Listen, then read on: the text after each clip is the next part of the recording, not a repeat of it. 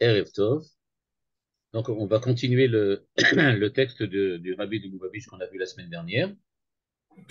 Et dans ce texte, on avait vu la semaine dernière que le Rabbi de Lubavitch avait parlé de la responsabilité d'Israël par rapport aux nations,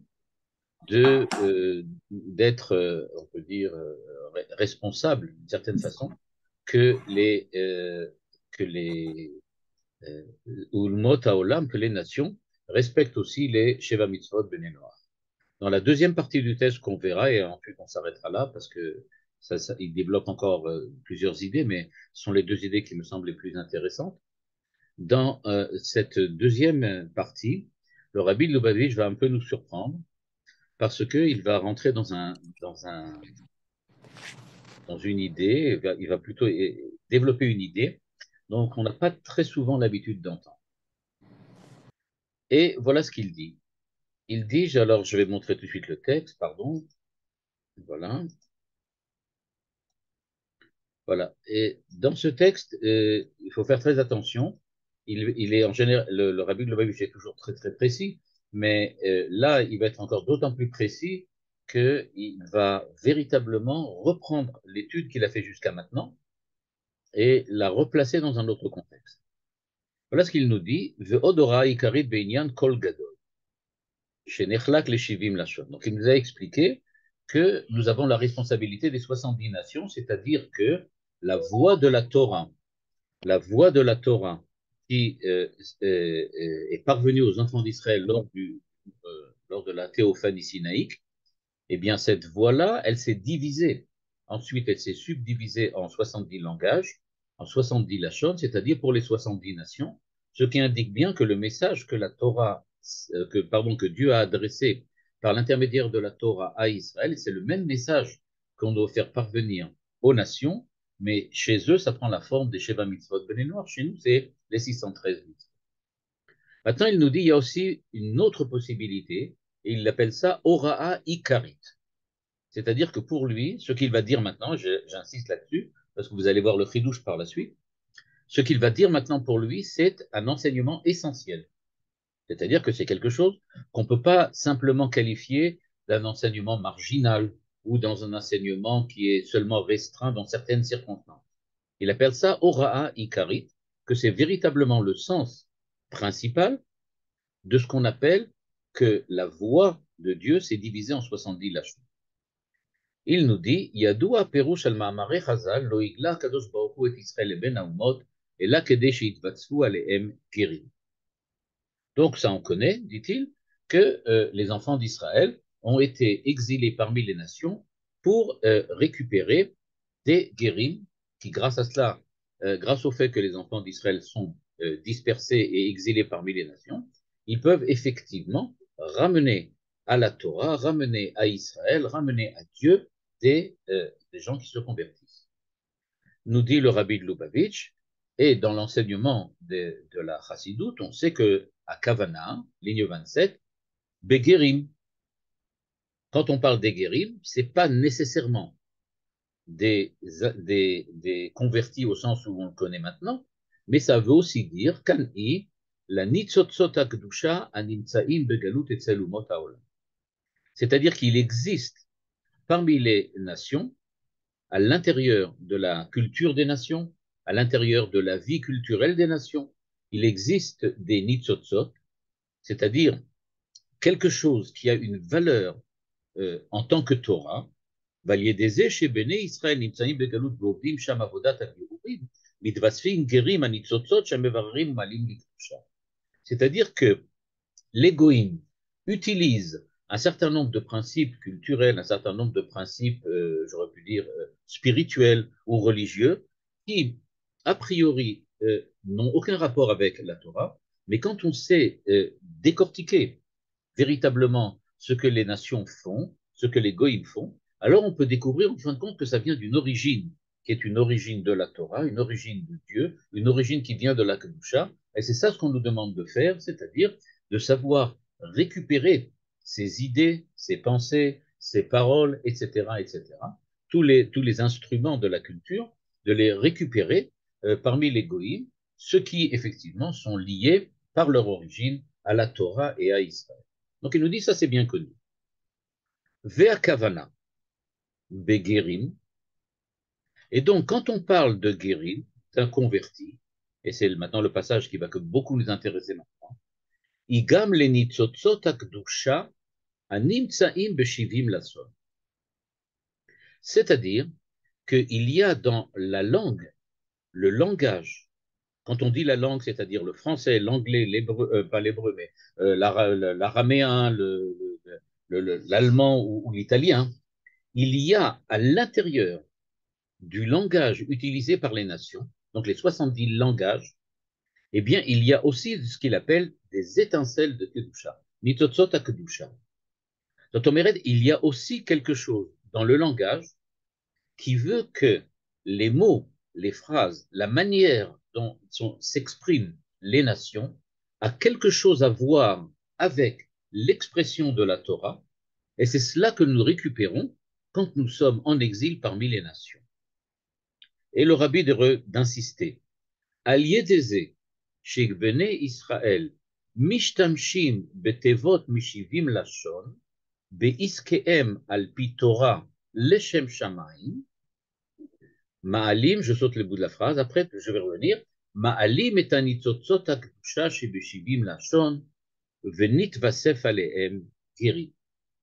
C'est-à-dire que quand les Bnei Israël utilisent des mots, des termes, des phrases, qui sont des phrases et des mots qui sont en d'une autre langue que l'hébreu, et qu'ils utilisent ça, Be'iskeem al pitora leshem shamayim, c'est-à-dire qu'ils utilisent ces termes et ces mots dans le cadre de ce qu'ils font grâce à la Torah, quand ils sont guidés par la Torah, et le Shem Shamaim évidemment, c'est-à-dire qu'il ne s'agit pas simplement de quelque chose qui correspondrait à leurs intérêts, eh bien, Ma'alim nitzotzot akdusha shebeshivim lashon, c'est ça ce qu'on appelle qu'il y a eu des convertis, c'est-à-dire qu'ils ont converti une partie du langage, de la langue, des mots, des phrases, des 70 langues qui sont propres aux 70 nations, et donc en les utilisant à des fins de Kedusha, c'est-à-dire Alpi à Torah, selon la Torah, le Shem Shamaim,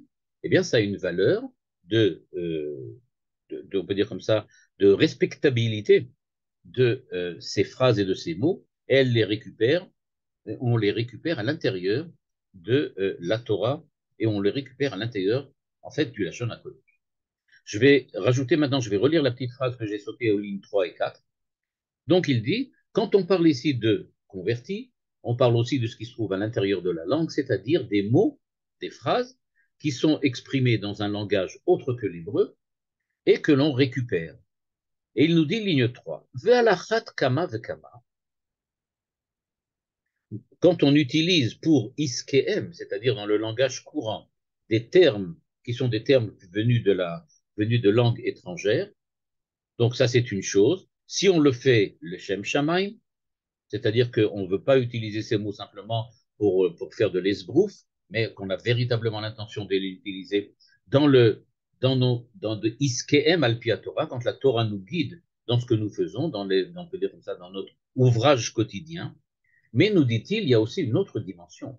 C'est pas seulement quand on utilise des termes dans notre ouvrage quotidien, quand on est guidé par la Torah évidemment et le Shem Shamaim, parce qu'on n'a pas l'intention de faire ça simplement pour la gloire. Il dit il y a un autre niveau encore plus élevé. À la chat kama vekama, quand on utilise ces mots, ces phrases, ce langage, dans le limud Torah lui-même. C'est-à-dire que le rabbi dit clairement que étudier la Torah dans un langage étranger,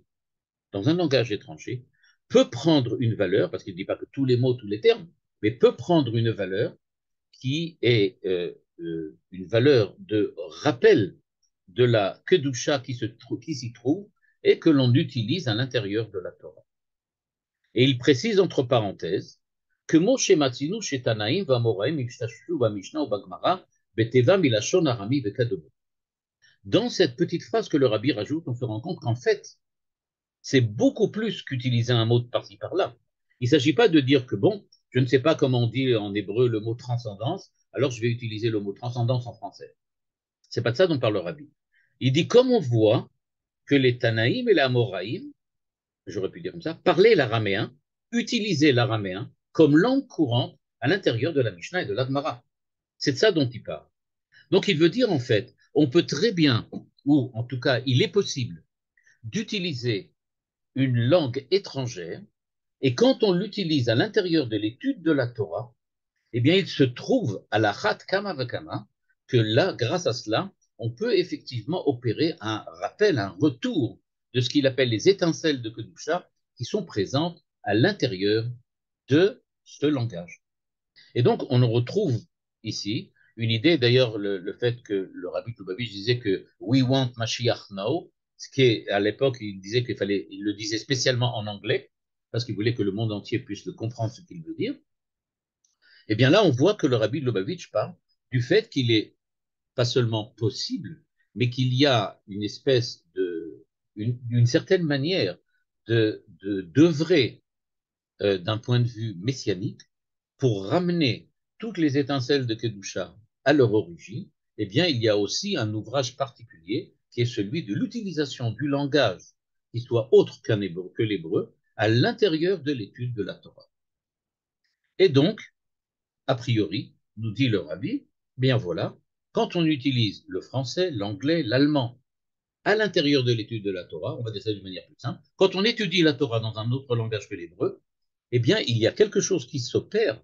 Si c'est fait le Shem Shamaim, il y a quelque chose qui s'opère de nouveau, c'est-à-dire que l'on ramène des Nitzotzot de Kedusha, c'est-à-dire que, d'après lui, les étincelles de Kedusha dont on parle, c'est-à-dire qu'on arrive à faire passer à l'intérieur de l'étude des notions, des compréhensions, des intellections qui n'auraient peut-être pas passé avec l'hébreu, peut-être pas, ou en tout cas qui, grâce au fait qu'elles ont été dites dans un langage étranger qui correspondait à ce moment-là bien à ce qu'on appelle ici les nitotot de Kusha, donc à ce moment-là, véritablement, ça a été récupéré. En tout cas, quand on lit cette phrase-là, il n'y a pas de doute là-dessus, il parle clairement dans le fait qu'il est possible et que peut-être, je dis bien, et peut-être, serait-il souhaitable, d'une certaine manière, à certaines époques, ça dépend par qui, ça dépend comment, en tout cas, sous certaines conditions, ça serait peut-être même souhaitable d'utiliser un langage étranger pour pouvoir récupérer ces nitotot, comme il le dit bien, à la ligne 2, quand c'est fait d'après la Torah, le Shem Shama et qu'on ne fait pas ça simplement parce que, pour des raisons, je ne sais pas moi, commerciales ou autres. Le rabbi continue. Et c'est là, donc déjà, à mon avis, c'est déjà un chidouche énorme. Le fait qu'il puisse dire qu'il y a une valeur, j'aurais pu dire a priori, d'une certaine façon, à utiliser un langage autre que l'hébreu pour étudier la Torah.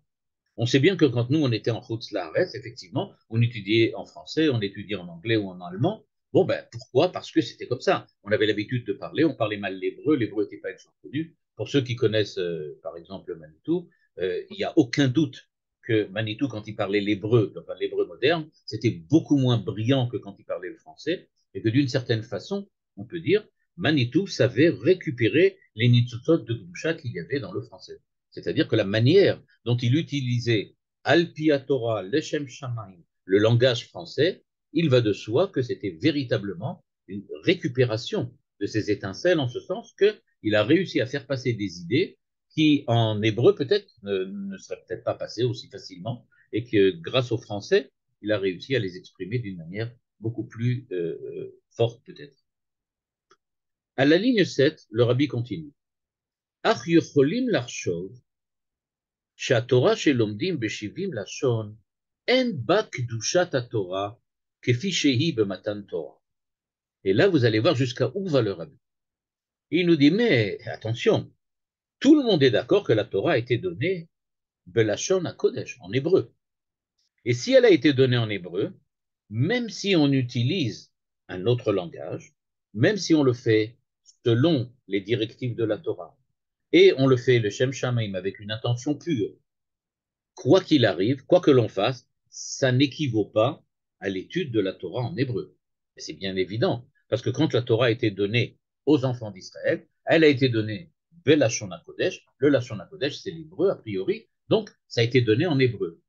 Et donc je relis la phrase. Ach yocholim larshov, et c'est effectivement ce que nous pensons plus ou moins tous aujourd'hui, eh bien, on pourrait croire et je dis, je reviens dessus, et c'est ce qu'on pense en général, que si tu étudies la Torah dans un autre langage que l'hébreu, bah, c'est pas la même Kedusha, c'est pas la même Torah. La Torah en français, c'est pas ça. Et puisqu'on parlait très souvent, puisqu'on parlait de Manitou et qu'on en parle très souvent ces derniers temps, on sait combien il y a, on peut dire, une grande polémique autour du fait que Manitou, précisément, a fait l'essentiel de ses cours en français quand il était en Route-Slaret. Il a aussi continué en France, en Israël aussi, à faire des cours en français, et qu'aujourd'hui, beaucoup des élèves de Manitou insistent sur le fait que l'essentiel des cours de Manitou, c'est ceux qu'il a fait en hébreu, et que quand il les a fait en hébreu, c'était vraiment la vraie Torah de Manitou, alors que ce qu'il disait en français, c'était quelque chose de plus ou moins, j'aurais pu dire comme ça, euh, a posteriori, quelque chose qui est un petit peu, comment on peut dire, à peu près. C'est un à peu près de la Torah de Manitou, mais la véritable Torah de Manitou, c'est en hébreu. Et d'autres qui considèrent exactement le contraire, et qui considèrent que comme Manitou parlait en français, il était compréhensible. Donc nous dit, Excuse-moi, est-ce que ou alors peut-être qu'il va en parler tout à l'heure, mais est-ce je qu'il veux y a juste un... finir la phrase. Ouais. Daniel, juste une minute, je veux juste finir la phrase. Regarde bien la phrase, parce qu'il faut comprendre ce qu'il va dire maintenant. Et je dis, c'est ce que nous pensons en général. En général, dans notre milieu, en général, globalement, tout le monde pense que c'est mieux d'étudier la Torah en hébreu que d'étudier la Torah en français, parce que la Torah en français, c'est pas la vraie Torah. C'est pas comme ça qu'on doit étudier la Torah. La Torah que tu parles, que l'on exprime en français, c'est pas la vraie Torah vraiment. On s'exprime pas de la même manière, et quand on parle avec des mots qui sont en français, c'est pas ça. C'est pas comme ça que ça devrait être. C'est pour ça, dit le rabbi, que puisqu'on aurait pu penser comme ça, la Torah chez Birtav, c'est-à-dire les versets de la Torah, et l'interprétation des Chachamim nous dit que nous nous trompons. Pourquoi? La chen omrim, chez Oto kol gadol de Matan Torah, nechlak les shivim lachon. C'est-à-dire que non seulement il n'y a pas de différence, mais qu'en fait, l'étude de la Torah dans un langage autre que l'hébreu, ce n'est pas une autre Torah, mais c'est la même Torah parce que, dès le départ, quand Dieu a révélé sur le mont Sinaï la Torah, il l'a déjà donnée dans 70 langages pour nous dire qu'il est possible d'enseigner, d'étudier la Torah dans un autre langage que l'hébreu et que c'est aussi légitime que de l'étudier dans l'hébreu. C'est pour ça qu'il écrit que le Kol Gadol, le Kol de la Torah, c'est divisé, subdivisé en 70 langues. C'est la même Torah, en hébreu ou en français. Évidemment, il faut le faire, utiliser le français, Al-Pia Torah, selon les directives de la Torah, et le Shem Shamaim. On est bien clair. Mais si on le fait, c'est la même chose. Il continue, Hu Yarad, le Kol Gadol. Il s'est déplacé vers le bas, il est descendu, Venit Labesh Belebushim Tartonim, Aval Pnimiyut Akol Ibeshave, Kemo Hakol Gadol d'Anochi Hashem Elokech. Et donc il nous dit, mais l'intimité, l'intériorité de la voix de la Torah, Kol Gadol, qui s'est dévoilée dans la Torah, est exactement le même dans l'hébreu que dans le français, l'anglais ou l'allemand. Et là, le rabbi rajoute une petite parenthèse énorme, j'aurais pu dire. Ve'aderaba, et au contraire, dit-il, Yeshla shoresh naale odioter. La pnimiyut, l'intériorité, l'intimité du langage, pardon, de la voix de la Torah, qui se trouve dans un langage étranger à l'hébreu, elle est en fait plus profonde. Cette intimité, elle est plus profonde que celle qui se dévoile dans l'hébreu. Parce que kol agavoa beyoter, yored le mata yoter. Pour que la kedusha et l'initotsot arrivent, parviennent on peut dire, à s'incarner d'une certaine façon dans le langage français, anglais ou allemand, eh bien, il faut que on peut dire comme ça, l'idée, la racine, l'origine de cette expression soit encore plus élevée que celle de l'accoutumée que l'on a dans l'hébreu. Donc, dans ce petit paragraphe, et maintenant je vais répondre aux questions, et donc dans ce petit paragraphe, en fait, très court, le rabbi nous dit, Aderaba, il y a peut-être une valeur particulière, et j'aurais pu dire maintenant, pas seulement a posteriori, mais a priori, d'utiliser un autre langage si on sait le faire. Al Torah comme Manitou, les Shem Shamaim comme le faisait Manitou, dans lequel il pouvait donner un enseignement en français qui comportait, du point de vue de l'intériorité de ce qu'il disait, et dont on pourrait plus dire de la profondeur intime de l'expression, en fait, des idées qui étaient exprimées par le langage étranger, sont peut-être plus élevées que ce qu'il aurait pu dire en hébreu. Du point de vue de l'histoire, on peut dire qu'effectivement, les pensées profondes de Manitou, il les a exprimées en français et pas en hébreu. Quand il parlait l'hébreu, c'était pas la même chose et on n'avait pas l'impression d'entendre la même intériorité et on peut dire la même profondeur.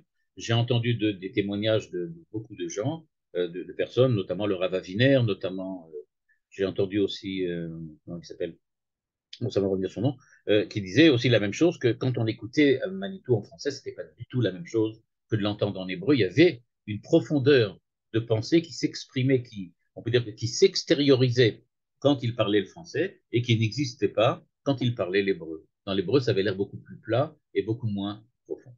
Voilà, maintenant, vous pouvez poser les questions ou poser des remarques. Moi, ce que je voulais poser la question, c'est de manière globale, quand le Rabbi Lubavitch, il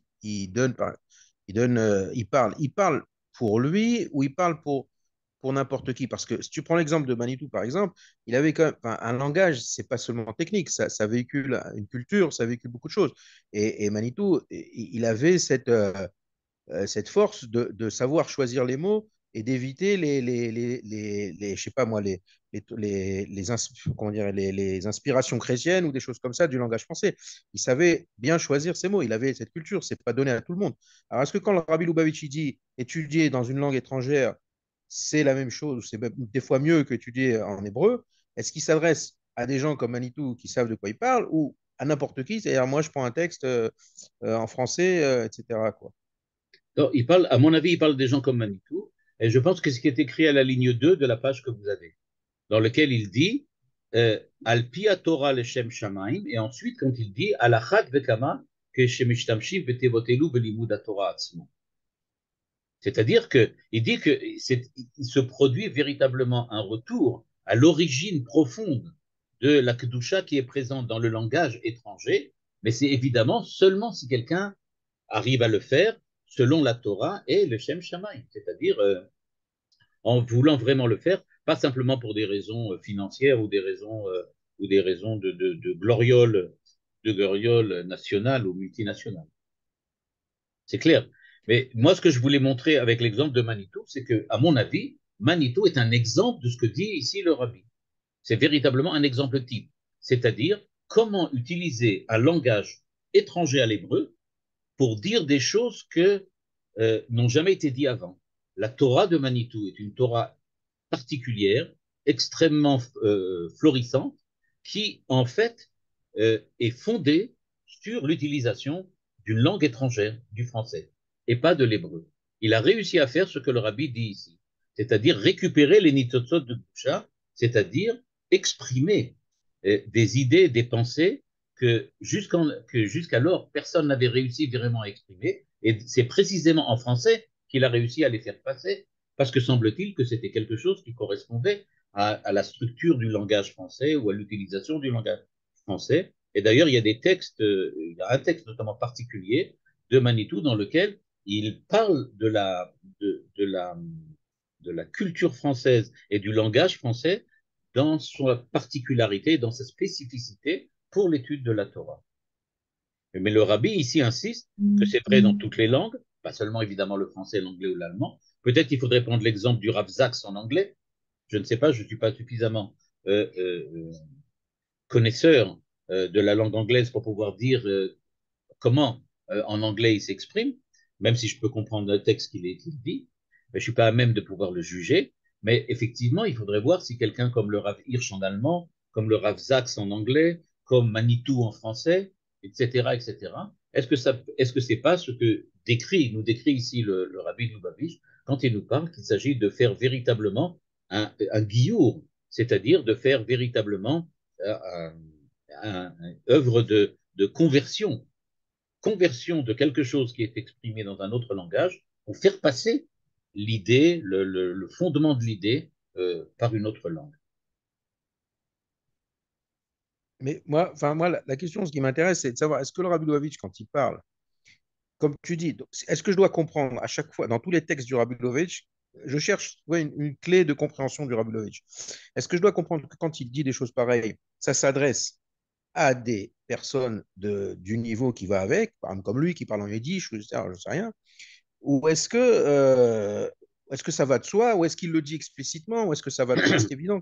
Comment comprendre le Rabbi Lubavitch quand il dit des choses qui sont quand même, comme tu disais, assez étonnantes. Donc, est-ce que, comme Moi, je crois que, clé de comme j'ai dit, compréhension, ouais. il y a des exemples types comme ceux que j'ai donnés, et il me semble que ça s'adresse à tout le monde.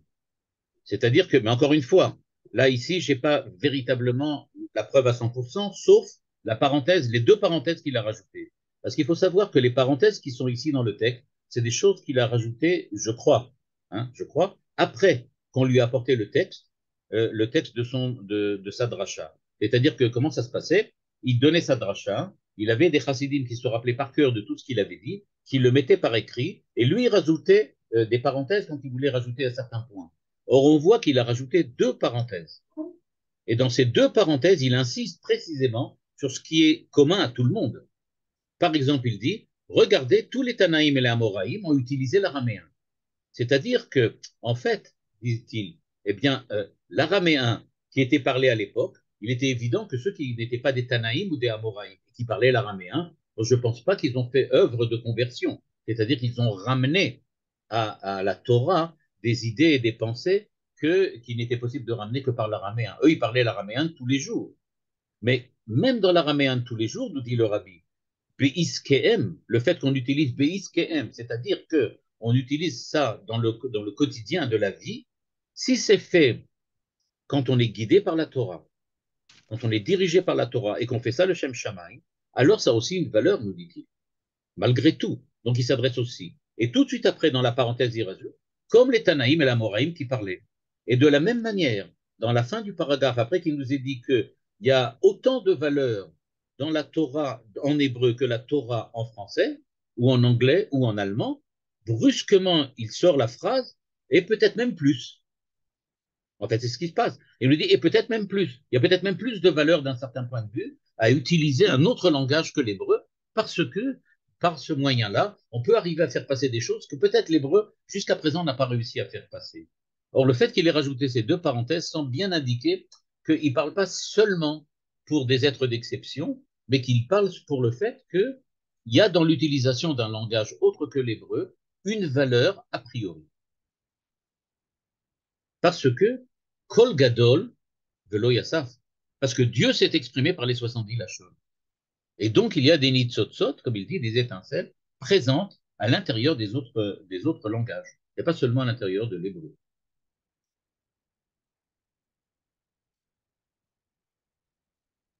OK. Quelqu'un veut encore donner, euh, nous refaire une remarque? Sinon, on va continuer un petit peu. OK. Donc, comme je disais, et à ce moment-là, il faudrait retrouver d'autres textes encore, mais quand j'avais étudié ce texte il y a quelques mois, et que j'en avais parlé avec quelqu'un qui était un Lubavitch à Paris, etc., il m'avait dit qu'effectivement, lui aussi, il avait remarqué ce texte, et qu'il avait, lui aussi, est arrivé plus ou moins aux conclusions que je présente maintenant ce soir. Et, en fait, nous dit maintenant le rabbi, et il va passer maintenant à autre chose. Donc, ce que je voulais juste souligner, donc, il y a deux aspects. Il y a donc deux aspects dans la relation qu'il y a entre Israël et les autres et les nations. Dans la première volet, le rabbi nous a dit nous sommes responsables de l'accomplissement des mitzvot benenoach, des mitzvot des Umot HaOlam, parce que ça fait partie de la Torah, et de la même manière que nous devons œuvrer pour que les enfants d'Israël accomplissent la Torah, de la même manière nous devons œuvrer pour que les nations accomplissent la Torah des nations qui fait partie de notre Torah. Il ne s'agit pas d'une autre Torah, mais c'est véritablement la nôtre aussi. C'est la même. Cette même idée, il l'applique aussi dans le deuxième partie, dans le deuxième volet de ton explication, quand il dit, oui, mais ce qui est vrai au niveau de la Torah et de la responsabilité, c'est-à-dire les mitzvot 613 face au Sheva mitzvot benenoach, c'est aussi vrai au niveau de la langue. C'est-à-dire que le langage, c'est pas quelque chose de neutre. Et si Dieu a exprimé la Torah à la fois dans le Lashon HaKodesh, c'est-à-dire l'hébreu des enfants d'Israël, mais qu'il a aussi utilisé les 70 langages des 70 nations, c'est qu'il y a une valeur de Torah à l'intérieur du langage. Et dans ce deuxième volet, on retrouve donc le même parallèle, la même Torah qui s'appelle 613 mitzvot, c'est aussi la Torah qui s'appelle Sheva mitzvot Bnei Noach, et de la même manière, la même Torah qui s'appelle le Lashon HaKodesh, c'est aussi la Torah qui s'exprime dans les 70 Lashon, c'est-à-dire Je les peux poser 70 une question. langages. Je peux poser une question. Oui, oui, Bakasha.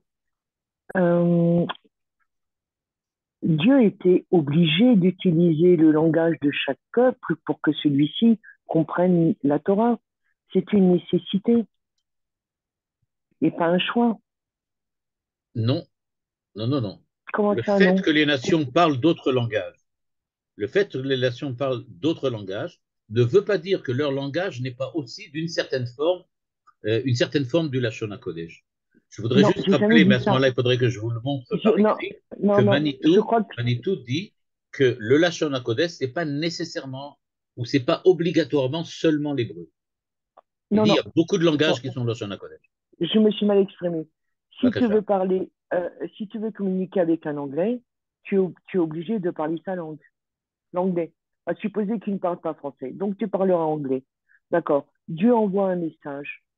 Il envoie ce message en hébreu pour les Hébreux et il est obligé, c'est une nécessité, d'envoyer ce message à chaque peuple dans la langue de ce peuple. Et Et alors, bah, il n'avait pas le choix. c'est pas Tu qu'une voulais question que qu'il ce n'avait pas le message, choix. D'abord, tu voulais que ce message peu soit m'importe entendu. peu m'importe vraiment si Dieu avait le choix ou pas le choix, c'est pas mon problème, c'est le problème de Dieu, ça c'est pas moi. C'est pas moi qui dois décider s'il avait ou il n'avait pas le choix. C'est lui qui décide. Et a priori, il a toujours le choix. Mais ce que veut dire ici le rabbi, beaucoup plus, à mon avis, qui est beaucoup plus important, c'est pas simplement quelque chose d'a posteriori, justement. Parce qu'ils étaient anglais, il fallait leur parler anglais parce qu'ils étaient français. Mais il y a une Oui, valeur particulière au fait que la Torah s'exprime aussi dans les 70 nations. Et comme il dit, ça n'a pas moins de valeur. Le fait que tu as utilisé, qu'un Talmid Chacham comme Manitou a utilisé le français pour expliciter les grands principes fondamentaux de la Torah, parce qu'il y avait dans l'expression française qu'avait choisi Manitou, il y a quelque chose qui ne peut-être, je dis bien peut-être, en tout cas par lui, c'est sûr, en tout cas peut-être, ne passerait pas dans un autre langage que le français. C'est ce qu'il appelle les nitotzot de Gdusha, c'est-à-dire les étincelles de sainteté. Il faut rappeler que pour Manitou, par exemple, la Shon Kodesh c'est le Lashon, le langage qui parle du Kodesh. C'est pas un saint langage, mais c'est un langage mhm. qui s'occupe et qui se consacre à la sainteté. C'est ça ce que dit Manitou. Donc on peut se consacrer à la sainteté dans d'autres langages, pas nécessairement dans le langage hébraïque. Ce qui, encore une fois, n'enlève pas la valeur de l'hébreu, évidemment. Oui. Mais ça veut dire qu'il y a quelque chose, peut-être de particulier, pour lequel il a fallu attendre Manitou en français et peut-être, je ne sais pas moi, le Rav Hirsch en allemand. Quelque chose comme Mhm. ça. Deuxième question. Je ne sais pas comment trop l'exprimer, mais donc le rabbi dit que nous avons une responsabilité par rapport aux autres peuples de leur enseigner les mitzvot qui leur sont relatives. Si j'ai Oui, bien compris, il veut dire que nous devons, par rapport aux autres peuples, travailler sur l'action, le faire des mitzvot, mais travailler aussi sur leur identité dans la mesure où nous allons exprimer dans leur langue des idées de Torah. C'est-à-dire que on va travailler sur le être et sur le faire. oui, on peut l'exprimer comme ça, oui, tout à fait. On peut dire que c'est deux Que aspects. Un aspect qui est plus au la niveau des langue, mitzvot, un aspect qui est plus au niveau de l'identité. Mais encore une fois, là, il faudrait vérifier ce que le rabbi pense au niveau du langage. Est-ce que ça fait partie de l'identité? Et il faut savoir que je ne me rappelle pas avoir vu une seule fois chez le rabbi le mot identité. Mais c'est mais moi. Peut-être que ça existe. Je ne me rappelle pas que le mot zéout soit apparu une seule fois sous la plume du rabbi. ni en anglais, ni en allemand, ni en hébreu. C'est-à-dire que dans aucun texte que nous avons du rabbi, il y a le mot zéout. Mais jamais il dit que le langage est l'essence d'un peuple, Je ne sais pas. Je ne peux pas le dire.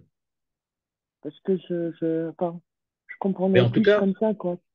ok. Ce qui est beau dire, c'est que nous devons aider l'autre, enfin l'autre, à être lui, donc lui dans son identité, et aussi dans l'action qu'il y a Ben oui, non, je dis que c'est appropriée. possible de le dire, tout à fait, je suis entièrement d'accord, c'est tout à fait possible de le dire, et c'est pas incompatible avec ce que dit ici le rabbi.